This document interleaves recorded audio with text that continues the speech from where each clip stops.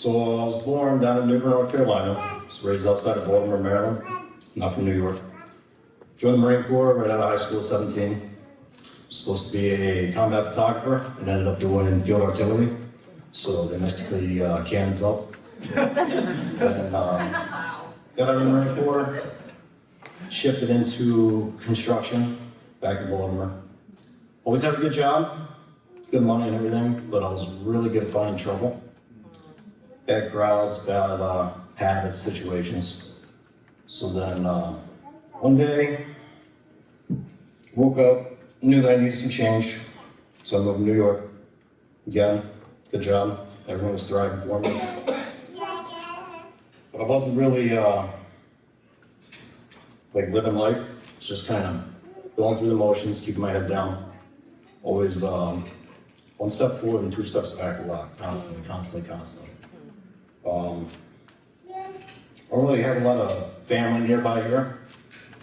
So the people that I surround myself a lot of the time, they aren't the best influences. And then the people that I have that like are good influences, they want to like burden them with my issues. Everybody's got their own issues going on. So if you don't want to reach out too much.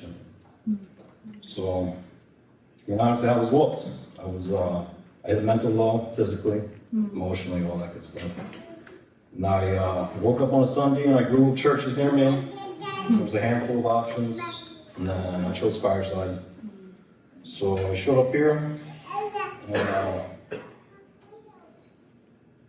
over the years, like, always believed in God, right? I've got plenty of examples in my life, through my whole life, on what He's done for me, with my family, not just for me, but just some wild things that you really can't explain. Not everything has to have a reason behind it. I never called Paul through one day, and he showed me that big time, about that understanding, that like, not everything has to make sense.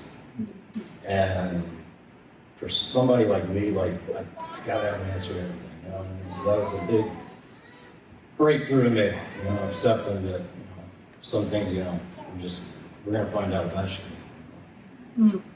So then,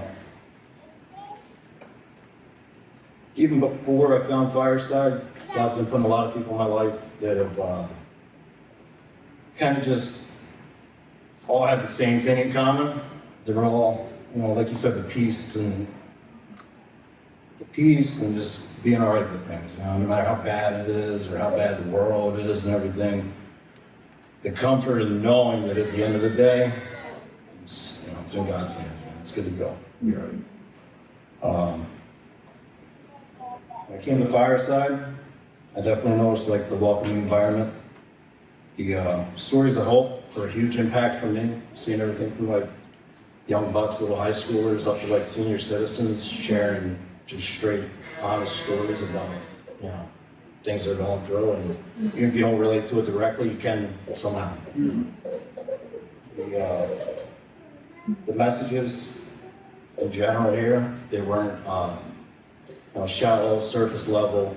They weren't just generic motivational speeches, but they applied the Bible in a way that I could understand in all different ways. And then the prayer time, that was a huge impact. It's helped me kind of learn different ways to pray. Like, I usually just do the walks, just kind of like have a little one-on-one with God, like, hey, this is what's going on, what are we doing here, But this, the prayer time kind of different ways, like I heard a good quote a couple weeks ago. It was, if God came down and just told you the answer is yes, right, to everything you prayed for in the past week, would your world be any different, or would the world be any different?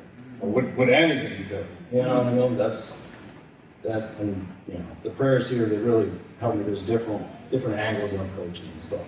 So, but so now I'm ready to take my next step, and I'm ready to be baptized and to stop surviving and to truly start living with Jesus. Yeah.